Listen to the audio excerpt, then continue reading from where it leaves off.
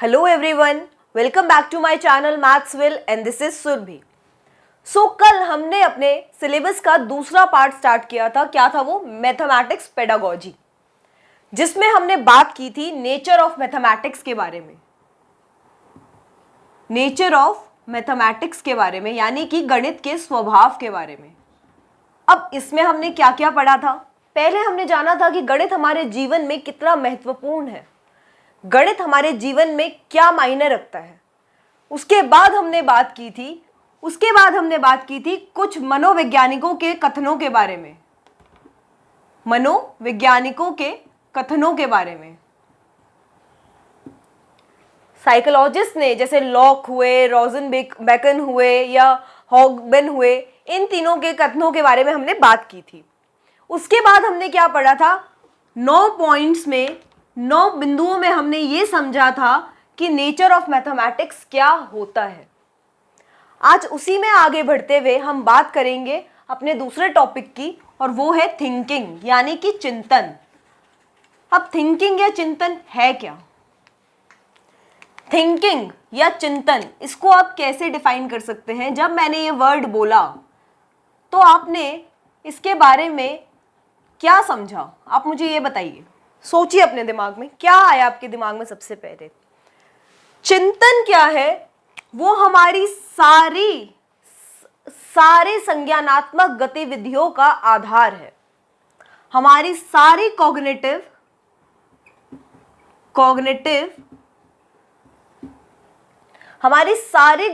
Activities का base है। Cognitive activities base है कॉग्निटिव एक्टिविटीज का, है ना। इसका क्या मतलब है? कॉग्निटिव एक्टिविटीज मतलब हम कुछ भी करते हैं, वो सब किसको दर्शाता है? हमारी सोच को। अब एक बात बताइए, क्या ये जो सोच है, जो ये चिंतन है, क्या ये एक प्रकार की शक्ति नहीं है जो कि सिर्फ मानव जाति के पास है? इसे मैं ऐसे कह सकती हूं कि एक प्रकार की शक्ति है, एक प्रकार की पावर है जो सिर्फ मानव जाति के पास है ना। क्या कभी आपने कुत्ता, बिल्ली, हाथी, बंदर किसी को सोचते समझते पाया है? कभी देखा है कि वो लोग सोच समझ सकते हैं? नहीं, ये सिर्फ ह्यूमन काइंड के पास है। और क्या ये शक्ति हमारे पास पैदाइशी होती है? क्या जो बच्चा शैशव अवस्था में होता है तब क्या वो सोच समझ सकता है? बिल्कुल नहीं।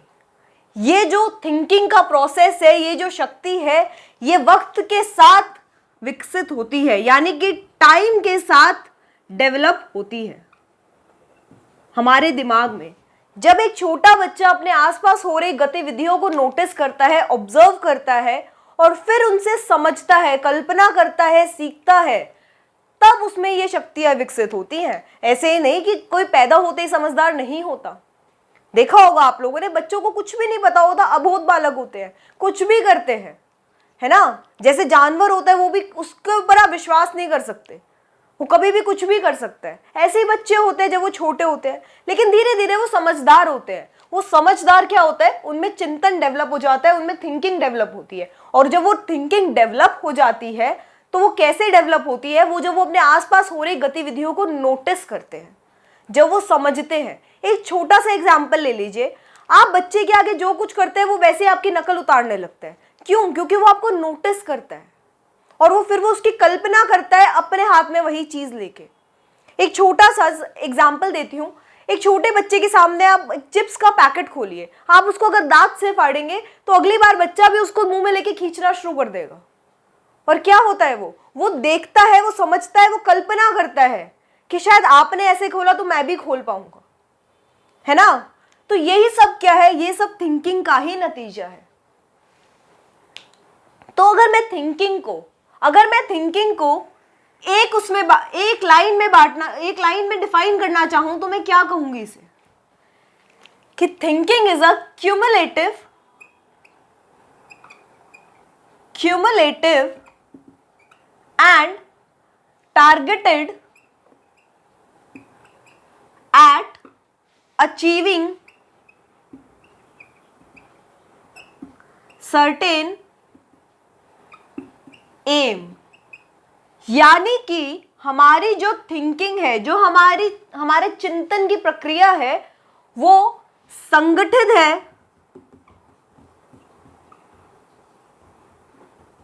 संगठित है और targeted at achieving certain aim, यानी कि लक्ष्य निर्देशित है। अब इसका क्या मतलब है? इसका क्या मतलब है? आप जब कुछ सोचते हैं तो आप क्या कुछ भी ऐਵੇਂ ही तो नहीं सोचते, आपके पास कुछ ना कुछ रीजन होता है हर चीज को सोचने का। आप इसको ऐसा समझिए कि मैंने आपसे पहली लाइन क्या कही कि हमारी सारी संज्ञानात्मक गतिविधियों यानी कि कॉग्निटिव एक्टिविटीज का बेस होता है चिंतन, थिंकिंग होता है ना। तो जब ये जो कॉग्निटिव एक्टिविटीज है, मतलब हमारी कोई भी एक्टिविटी, कोई भी हमारी सोच, कुछ भी है, कल्पना है, कुछ भी है, वो उसका बेस है। तो आप ये देखिए, कोई लक्ष्य तो है, कुछ लक्ष्य तो है। आप सोचते हैं कि यार आज मैं खाने में क्या खाऊं, तो आप उसके बाद अपने ऑप्शंस एक्सप्लोर करते हैं कि मेरे पास ये तो ऑप्शंस अवेलेबल है कि अब मैं क्या क्या इनमें से खा सकता हूं। फिर मेरे को इनमें से ये देखना पड़ता है कि क्या मैं ये खा सकती हूँ या खा सकता हूँ नहीं। फिर उसे जब आप छोड़ देते हैं तो आप डिसाइड करते हैं, तो वो क्या है? वो आपकी ये डे टू डे लाइफ है जिसमें आपका एक लक्ष्य है कि क्या खाना है, आपको इस तक पहुंचना है। और क्यूमुलेटिव का क्या मतलब है? क्यूमुलेटिव का मतलब है आप जो अपने वातावरण से ऑलरेडी सीख चुके हैं, ऑब्जर्व करके, कल्पना करके या ज्ञान प्राप्त करके, जो भी आप सीख चुके हैं, आप उसकी बात करें। जैसे कि खाना बनाने पे बात करते हैं, तो खाना बनाने के लिए आपका लक्ष्य क्या है कि खाने में क्या बनना है, ठीक है। और क्यूमुलेटिव, संगठित क्या हो रहा है कि आपके पास क्या क्या ऑप्शंस अवेलेबल हैं, आपको क्या क्या बनाना आता है, आपके पास क्या क्या मसाले या क्या क्या चीजें ऑलरेडी अवेलेबल है। तो ये होता है आपकी क्यूमुलेशन और लक्ष्य निर्देशित। ये तो आपको बात समझ में आ गई होगी। अब आप एक बात बताइए, इसको गणित की भाषा में कैसे लेकर आएंगे? गणित में क्या होगा? जब आपके पास कोई मैथ्स की प्रॉब्लम है, आपके पास सामने कोई गणित का सवाल है, तब आप उसमें यह ध्यान लगाते हैं कि आप उसको सॉल्व कैसे करें। आपके पास कभी कभार एक क्वेश्चन को सॉल्व करने के कई तरीके होते हैं, तो आप उसमें सोचते हैं कि ये वाला तरीका जाएगा कि ये वाला। ज्योमेट्री के कई सारे ऐसे क्वेश्चंस होते हैं ना। तो वही है यहाँ पे। लक्ष्य क्या है कि आपको वो प्रॉब्लम सॉल्व करनी है, चाहे वो लाइफ की प्रॉब्लम हो, चाहे वो गणित की प्रॉब्लम हो। और क्यूमुलेटिव, संगठित क्या है कि आपके पास उसके बेस की नॉलेज क्या है। अगर ज्योमेट्री का क्वेश्चन है तो आपको कितने फॉर्मूलाज याद है या उसमें और कितने तरीके लग सकते हैं, समझ गए? तो ये थिंकिंग है। अब थिंकिंग के दो आधारभूत तत्व है, यानी कि दो प्रिंसिपल है, और वो क्या है?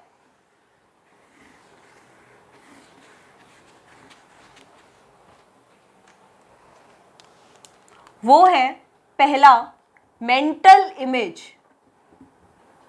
मेंटल इमेज यानी कि मानसिक प्रतिमा। और दूसरा क्या है? दूसरा है कॉन्सेप्ट यानी कि संप्रत्यय। इन दोनों का क्या मतलब है? अगर मैं कहूं कि ये दोनों एक दूसरे के बिल्कुल ऑपोजिट हैं, यानी कि उल्टे हैं, तो उसको आप कैसे समझेंगे? अभी एक्सप्लेन करती हूं। पहले मेंटल इमेज की बात करते हैं। अगर आप किसी छोटे बच्चे से कहते हैं कि आसमान का चित्र बनाओ, तो वो पहले अपने मन में, पहले अपने दिमाग में याद करता है कि उसने आसमान को कैसा देखा है या उसने अपनी किताबों में कैसा आसमान का चित्र देखा है। फिर वो उसे बनाने की कोशिश करता है। तो सबसे पहले उसके मन मस्तिष्क में एक प्रतिमा तैयार होती है जिसपे वो काम करता है, और उसके बाद वो बनाता है। जब उससे कहा जाता है कि आसमान बनाओ, तो वो देखता है उसकी किताबों में आसमान कुछ ऐसा बना हुआ था, ये बादल और ये सूर्य ऐसा बना हुआ था, तो वो उसको ऐसा बनाने की कोशिश करता है। तो ये चित्र वो पहले अपने मन में तैयार करता है और फिर वो बाहर उसे पेपर में बनाता है। तो ये जो मानसिक प्रतिमा है, जो वो पहले अपने मन में तैयार करता है और फिर उसे स्वरूप देता है, उसे शेप देता है, उसी को कहते हैं हम मेंटल इमेज। ये सिर्फ समझने के लिए मैंने कहा था कि एक दूसरे के ऑपोजिट है, ऐसा भी नहीं है, ठीक है। दूसरी क्या बात थी? कंसेप्ट, यानी कि संप्रत्यय। अब अगर मैं संप्रत्यय की बात करूं तो कंसेप्ट, आपके दिमाग में पहले से कुछ ना कुछ कंसेप्ट तैयार रहता है कुछ चीजों को लेकर। बच्चों के विषय में बात करी जाए तो कैसे कहेंगे हम कि अगर आप किसी बच्चे को एक पहले से दिखाते के रखते हैं, जैसे अगर एक जानवर है, डॉगी है, बिल्ली है, जब आप उसे दिखाकर रखते हैं कि बेटा ये डॉगी ये बिल्ली है, तो जब वो अगली बार खुद से अपने सामने किसी कुत्ते को घूमता देखेगा या फिर किसी किताब में डॉगी का पिक्चर देखेगा, तब वो उसे खुद रिकॉग्नाइज करेगा, तब वो उसे खुद बोलेगा कि हाँ ये डॉगी है। तो क्या है कि उसके दिमाग में पहले से ये कंसेप्ट क्लियर है, ये कंसेप्ट बन चुका है उसके दिमाग में कि ये चीजें कुछ ऐसी दिखती है, जानवर है। या नंबर्स की बात करते हैं, आप बच्चे को सिखा देते हैं कि एक, अगर एक लाइन खींचोगे तो इसे हम एक बोलेंगे। तो अब जब वो आप उससे दोबारा एक लाइन दिखा के उससे कहोगे बेटा ये क्या है, तो वो कभी भी इसे कुछ और नहीं कहेगा, वो इसे सीधा वन कहेगा। वो इसे वन क्यों कहेगा? क्योंकि उसके दिमाग में ये कंसेप्ट, ये संप्रत्यय डेवलप हो चुका है, विकसित हो चुका है कि अगर कुछ ऐसा है तो इसे हम एक बोलेंगे, इसे हम वन बोलेंगे। आया समझ में? यही है कंसेप्ट और मेंटल इमेज। अब इसके बाद हम बात क्या इसकी करेंगे? थिंकिंग की बात तो हमने कर ली, अब हम बात करेंगे इसमें एक तरह की थिंकिंग, यानी कि उसे क्या कहते हैं हम? क्रिएटिव थिंकिंग, सृजनात्मक चिंतन। क्या है ये? क्रिएटिव थिंकिंग यानी कि सृजनात्मक चिंतन। अब आप इसे कैसे डिफाइन करेंगे, इसे कैसे समझेंगे? सृजनात्मक चिंतन क्या है? सोचिए, क्रिएटिव थिंकिंग, हम कब कहते हैं कि इसका दिमाग बहुत क्रिएटिव है, ये काफी समझदार है, यूं कहिए काफी इसका दिमाग क्रिएटिव है, ये अलग अलग आइडियाज लेके आते हैं। जब हम किसी चीज में नए आइडियाज, नवीन तरीके ढूंढ के लाते हैं किसी प्रॉब्लम का सॉल्यूशन निकालने के लिए, तब हम कहते हैं क्रिएटिव थिंकिंग। यूजुअली हम इस क्रिएटिव थिंकिंग को क्रिएटिविटी मान के चलते हैं, यानी कि क्रिएटिविटी का मतलब क्या है? कुछ भी, किसी भी तरह की कला, म्यूजिक, संगीत, चित्रकारी, पेंटिंग या फिर काव्य रचना, पोएट्री, इन सब में म्यूजिक या आपके पोएट्री या आपका कुछ ऐसा कर लगा लीजिए पेंटिंग, ये सब क्या है? ये जब कोई बंदा इसमें एंगेज होता है तब उसमें उसकी हर चीज में नवीनता होती है। पेंटिंग, वो कुछ अलग बनाने की कोशिश में लगा रहता है और वो नवीनता होती है जिसे हम अलग अलग नए नए रूपों में पेश करते हैं। इसी को तो कहते हैं ना क्रिएटिविटी। क्रिएटिविटी यहीं पे सबसे ज्यादा झलक के आती है आपके सामने। लेकिन डे टू डे लाइफ में आप क्रिएटिविटी को कैसे डिफाइन करोगे? एक ऐसी सोच या एक ऐसा तरीका जो बाकियों से अलग हो। अब जैसे कि न्यूटन साहब को ले लीजिए, वो पेड़ के नीचे बैठे थे और उनके सर पे एप्पल गिरा, सेब गिरा। अगर कोई नॉर्मल इंसान होता, आप, हम, शायद मैंने भी ऐसे रिएक्ट किया होता कि अगर मेरे सर पे टपक से आके एप्पल गिरता तो मैं क्या करती? तो मैं सबसे पहले तो भगवान की तरफ देख के कहती, क्या भगवान जी, पहले पूरा दिन बेकार जा रहा था, अब आपने एप्पल गिरा के चोट और दे दी। या ज्यादा से ज्यादा कोई और थोड़ा ऑप्टिमिस्टिक होता, थोड़ा अच्छे विचारों वाला खुश मिजाज बंदा होता, तो वो यूं कह देता, वो उठा के वो एप्पल खा लेता, हो गया काम खत्म। लेकिन न्यूटन, उनका दिमाग क्रिएटिव था। उन्होंने ये सोचा कि ये गिरा ही क्यों, तो इसी को कहते हैं हम क्रिएटिविटी। समझे? इसी को कहते हैं हम क्रिएटिविटी। यही है हमारी क्रिएटिविटी। आया समझ में क्रिएटिव थिंकिंग का क्या मतलब है, सृजनात्मक चिंतन का क्या मतलब है? मतलब नए नए जो डिस्कवरीज होती है, नए नए जो आपके आविष्कार होते हैं, वो किसकी देन है? वो क्रिएटिव थिंकिंग, सर्जनात्मक चिंतन की ही देन है। तो अब जानते हैं इसके बारे में कुछ तथ्यात्मक जानकारी। तो क्रिएटिव थिंकिंग के बारे में हमने इतना जान लिया। अब पहले तो इसके जनक के बारे में बात करते हैं, जो आप लिखेंगे भी, the founder of creative thinking या creativity thinking is E founder. Founder माने जनक, तो इनके जनक कौन है? E Paul Torrance. E Paul Torrance, क्या कहेंगे हम इन्हें? E Paul Torrance. ये इसके क्रिएटिव थिंकिंग के जनक हैं, मतलब इन्होंने इसका कंसेप्ट बताया था लोगों को।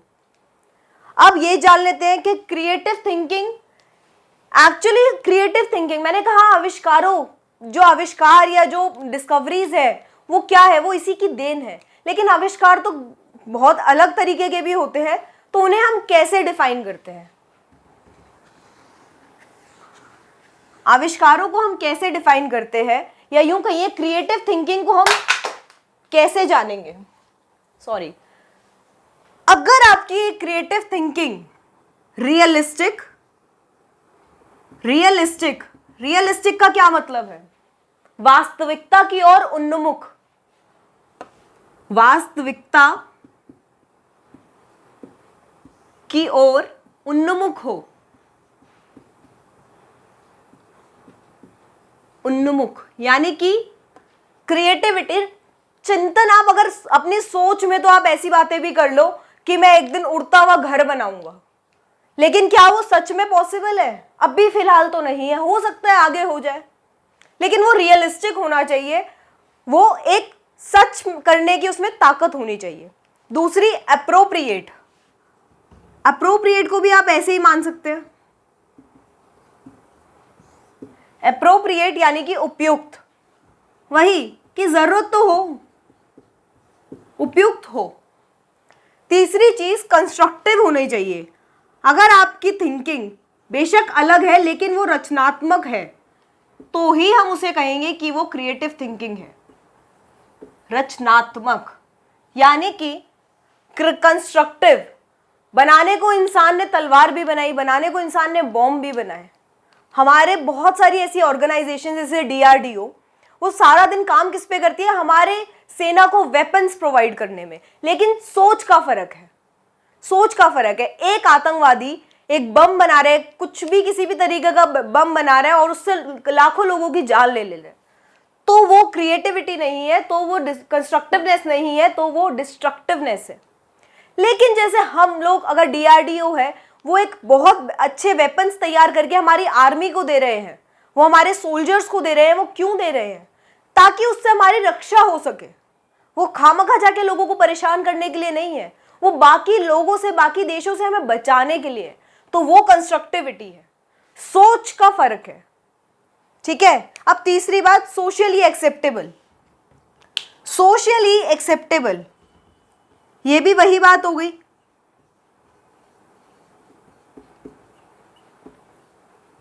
सोशली एक्सेप्टेबल यानी कि सामाजिक रूप से वांछित। इसका भी वही मतलब है, कंस्ट्रक्टिव की बात की थी और वही बात यहां पे आ गई कि लोग उसे एक्सेप्ट करें। कोई गलत चीज बनाओगे तो वो चाहे कितनी ही अच्छी बनाई हो, वो चीज अगर समाज उसे एक्सेप्ट नहीं कर पाएगा तो आप उसे कैसे करेंगे? तो वो यूजलेस है। इसीलिए कहा क्रिएटिव थिंकिंग के ये 4 पहलू हैं जिन पे ये खरे उतरते हैं। अगर आपकी सोच, तो वो क्रिएटिव थिंकिंग कहलाएगी। ठीक है। अब इस क्रिएटिव थिंकिंग, ये आपके बेशक मैथ्स में भी लिया, ये मैथ्स में अगर समझते हैं तो रियलिस्टिक। आपका कोई, आपने सपोज कीजिए क्वेश्चन की बात करें, एक क्वेश्चन है जिसमें आपने कोई तुक्का मारा और या उसमें कोई शॉर्टकट ट्राई किया, वो उसमें लग गया, और तो वो रियलिस्टिक हो गया। लेकिन अगले क्वेश्चन में वैसे ही सेम क्वेश्चन में जब नंबर्स या फिगर्स हमने चेंज कर दिए तब उसमें नहीं लगा, तो ना तो वो रियलिस्टिक हुआ, ना वो अप्रोप्रिएट हुआ। ठीक है। उसके बाद बात करेंगे कंस्ट्रक्टिवनेस। वो भी वही बात है कि अगर आपका तरीका ही गलत है, तो अगर वो एक क्वेश्चन में सही हो भी गया तो वो क्रिएटिविटी नहीं कहलाएगी, वो हर चीज में लगनी चाहिए। जैसे कि मैंने शॉर्ट्स बना के भी कई कई जगह पे आपको ट्रिक्स बताई हैं, तो वो ट्रिक्स अगर हर जगह एप्लीकेबल है तो ही वो रियलिस्टिक, एप्रोप्रिएट और कंस्ट्रक्टिव है, वरना तो वो अगर वो किसी और नंबर में उसको फेल कर रही है तो वो ट्रिक कैसे हुई। और सोशली एक्सेप्टेबल वही कि लोगों को समझ में आनी चाहिए, वो सही तरीका आजमाना चाहिए उसमें, तो ही वो एक्सेप्टेबल होगी ना। ये मैथ्स के थ्रू हो गया। अब आ जाते हैं टाइप्स ऑफ क्रिएटिव थिंकिंग। आपके पास दो तरह के सृजनात्मक चिंतन होते हैं और वो होते हैं कन्वर्जेंट और डाइवर्जेंट। लेकिन पहले ये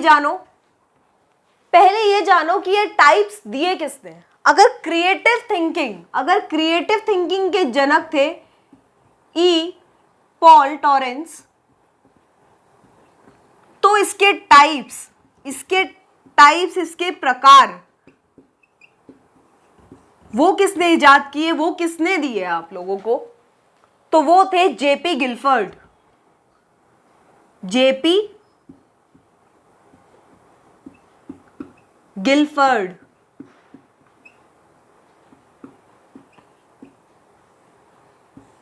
ये थे आपके जेपी गिलफर्ड। इंग्लिश वाले बच्चे भी लिख लेंगे स्पेलिंग, जेपी गिलफर्ड।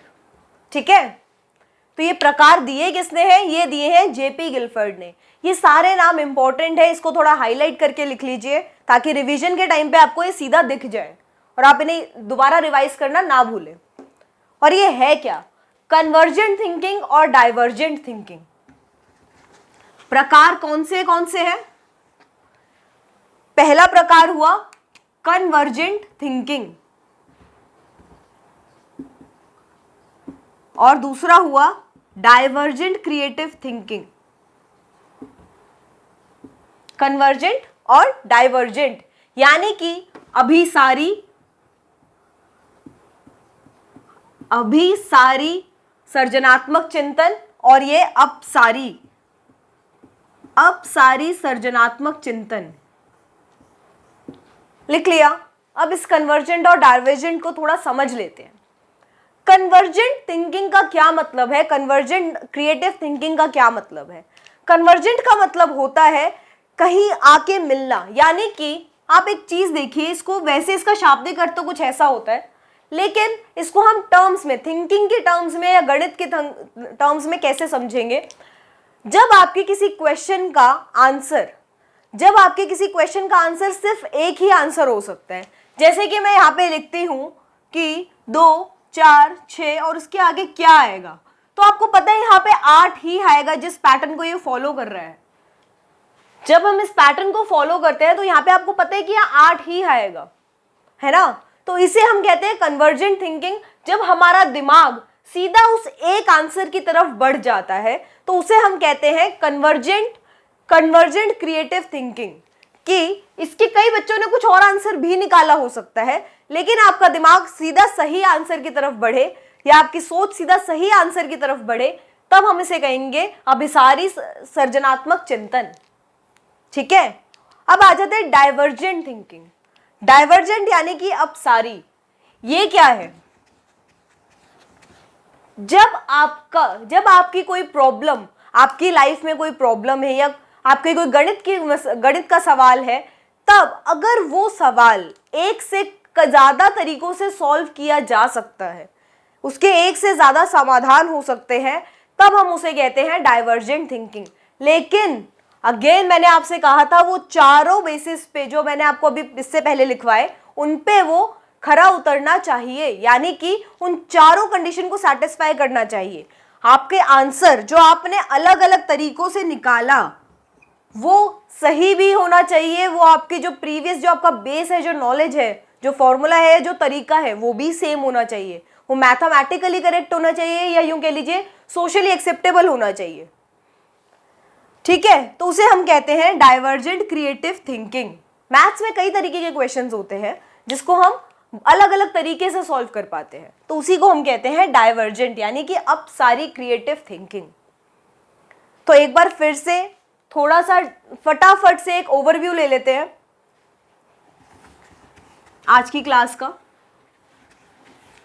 सबसे पहले हमने किस बारे में बात की, सबसे पहले हमने जाना कि थिंकिंग क्या है, चिंतन है क्या। थिंकिंग क्या है, क्यूमुलेटिव है और आपका क्या कहते हैं, टारगेटेड एट एम, यानी कि लक्ष्य निर्देशित है। ठीक है, क्यूमुलेटिव है या लक्ष्य निर्देशित लिख लीजिए इसको सीधा, टारगेटेड एट एम है। और क्या है, और इसे आप क्या कह सकते हैं, base of all cognitive activities, base of all cognitive activities, यानी कि हर संज्ञानात्मक गतिविधि का आधार है। और क्या क्या है, और इंटरनल प्रक्रिया है या इंटरनल प्रोसेस है, यानी कि आंतरिक प्रक्रिया है। इसको कैसे समझेंगे हम इंटरनल प्रोसेस को, कि थिंकिंग जो हमारे दिमाग में चलता है हम उसी को तो बाहर प्रकट करते हैं। मैंने आपसे कहा भी कि एक बच्चे के दिमाग में जो चलता है वो उसे जैसा लेता है, जैसा समझता है, वो वैसा ही बाहर उसको शो करता है। वैसे ही उसके एक्सटर्नल बिहेवियर में वो चीज़ रिफ्लेक्ट होती है, वो चीज़ झलकती है, उसकी सोच। इसको अगर छोटे लेवल पे देखा जाए तो मैंने एक एग्जाम्पल दिया कि बच्चे ने देखा आप पैकेट को दांत से खोल रहे हैं तो उसने वैसी तरीके से जोर लगाना शुरू किया, जैसा उसने समझा। उसने उसको फाड़ने की कोशिश नहीं की, उसने खींचना शुरू कर दिया। ऐसे ही करता है ना बच्चा। तो क्या है ये, उसने मन में ऐसा सोचा, उसने मन में ऐसा ज्ञात किया, उसने ऐसा समझा और उसने उसको एक्सटर्नली वैसा शो किया। अगर आप इसको और बड़े पैमाने पे समझे तो कुछ लोगों की सोच इतनी कोमल होती है कि वो किसी को भी हर्ट नहीं कर सकते, किसी को भी दुख नहीं पहुंचा सकते। और वहीं कुछ लोगों की सोच इतनी कठोर होती है कि वो बड़े बड़े क्रिमिनल्स या मर्डर्स का रूप ले लेते हैं। तो वो कैसे होता है, वो सोच होती है जो उनकी हरकतों को बाहर रिफ्लेक्ट करती है। समझ में आया? ये आ गया इंटरनल प्रोसेस समझ में। अब इसके ऊपर आपके पास क्वेश्चन कैसे आ सकता है, क्वेश्चन कैसा आ सकता है? आपके पास एक सिंपल क्वेश्चन दे देंगे कि थिंकिंग कैसी होती है, क्वेश्चन दे देंगे, उसमें ये 4 में से कोई 3 ऑप्शन दे देंगे और चौथा कुछ भी लिख देंगे। ये चौथा लिख देंगे ऑल ऑफ द अबव, सारे के सारे। तो तब आप उसमें से सारे के सारे लगा देंगे। ये क्वेश्चन आपके पेपर में ऐसा बन सकता है। ठीक है, उसके बाद हमने बात करी कि थिंकिंग किस प्रकार की होती है। क्रिएटिव थिंकिंग, एक तरह की थिंकिंग होती है क्रिएटिव थिंकिंग, जिसमें हम नए तरीके से सोचते हैं, अपनी समस्याओं का नवीन तरीके से समाधान निकालते हैं और कुछ अलग तरीके से। लेकिन ये पहली बात तो ये दी किसने, इसके जनक कौन है? इसके जनक है ई पॉल टॉरेंस। सर्जनात्मक चिंतन के जनक कौन है? E Paul Torrance. ये इसमें अगर ये सर्जनात्मक चिंतन अगर 4 पैमानों पे खरी उतरती है तो ही हम उसे सर्जनात्मक चिंतन कहेंगे। और वो क्या है? रियलिस्टिक यानी कि वास्तविकता की ओर उन्मुख। उसके बाद कंस्ट्रक्टिव का क्या मतलब है? रचनात्मक। सोशली एक्सेप्टेबल या एप्रोप्रिएट भी कह सकते हैं। सोशली एक्सेप्टेबल, एप्रोप्रिएट यानी कि उपयुक्त हो, और सोशली एक्सेप्टेबल यानी कि सामाजिक नियमों से वांछित हो, यानी कि सामाजिक रूप से वांछित हो, सोशली एक्सेप्टेबल हो। इतना समझ में आ गया? उसके बाद हमने बात की इसके टाइप्स के बारे में, प्रकार। सर्जनात्मक चिंतन कितने प्रकार का होता है? 2 प्रकार का। और ये डिफाइन किया किसने था? ये डिफाइन किया था जेपी गिलफर्ड ने। ठीक है, तो उसमें ये क्या था? कन्वर्जेंट और डाइवर्जेंट, यानी कि अभिसारी और अपसारी। ये सब कुछ आज की क्लास में हमने पढ़ा और मैंने आपको लास्ट में थोड़ी सी रिवीजन भी दे दी। ठीक है, कन्वर्जेंट मैंने आपको समझा दिया था, जब आपका दिमाग सिर्फ जो एक आपका सही आंसर है उसकी तरफ बढ़े तो वो कन्वर्जेंट है, जब आपकी सोच उस तरफ बढ़ जाए तो वो कन्वर्जेंट है। और डाइवर्जेंट डाइवर्जेंट मतलब जब आप कई तरीकों से और सृजनात्मक तरीकों से एक प्रॉब्लम को, एक समस्या का समाधान कर सके तो उसे हम डाइवर्जेंट कहेंगे। ठीक है, ये समझ लिया। यही थी आपकी आज की क्लास। कल हम बात करेंगे प्रॉब्लम सॉल्विंग पर और बाकी और चीज़ों में देखेंगे कि उसमें क्या क्या प्रॉब्लम्स आती हैं, क्या क्या रेजिस्टेंस, क्या क्या अवरोध पैदा होते हैं, और 2-4 चीज़ें पढ़ेंगे। ठीक है, आज की क्लास हम यहीं रोकते हैं। Thank you so much for the class. और अगर आप लोगों को आज का सेशन अच्छा लगा हो, समझ में आया हो, औरों से कुछ बेहतर लगा हो, तो please like, subscribe and share कीजिए। Thank you so much.